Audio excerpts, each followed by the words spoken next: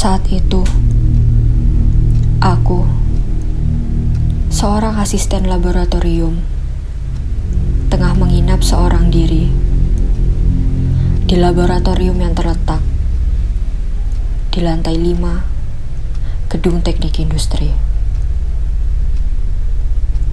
Sebelum melanjutkan aktivitasku malam itu, seperti biasa, aku merapikan lab dengan mematikan TV yang terpasang di dinding, serta menata kursi sesuai dengan tempatnya.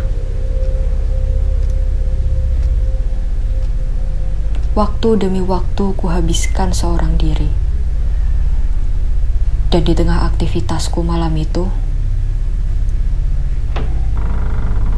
pintu terbuka dengan sendirinya. Aku mendapati anak kecil yang mengajakku bermain di tengah malam yang lengang itu.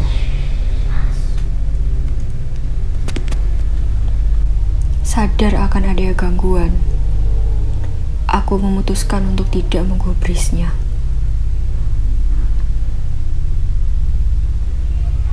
Akan tetapi, di tengah tidurku,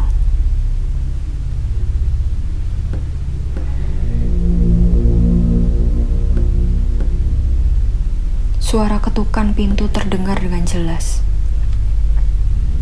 Aku berusaha mengabaikannya, namun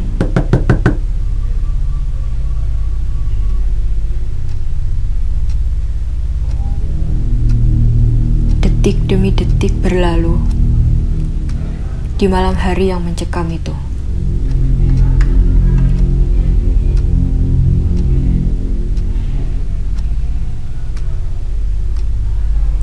Keesokan hari, aku terbangun dan melihat sekeliling.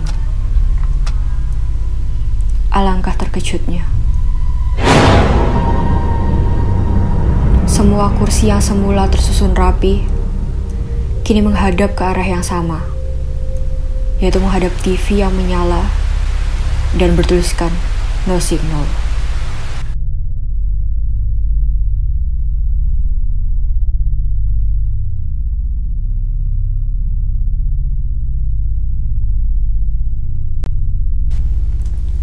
Ruang himpunan teknik industri seringkali dijadikan tempat untuk melakukan berbagai aktivitas, mulai dari kegiatan himpunan hingga mengerjakan tugas. Saat itu, aku dan temanku terpaksa menginap di ruangan yang kecil dan dingin itu.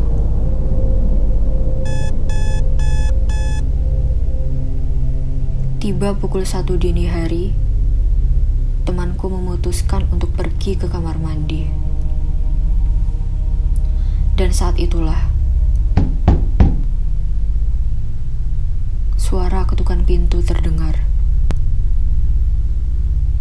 Aku yang masih berada di ruangan memilih untuk mengabaikannya, karena aku tahu suara ketukan tersebut bukan berasal dari temanku. Tetapi, ketukan demi ketukan terdengar semakin keras.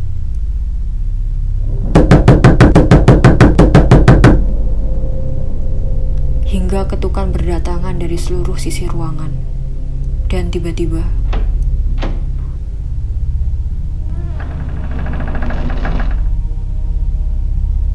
pintu terbuka dengan sendirinya.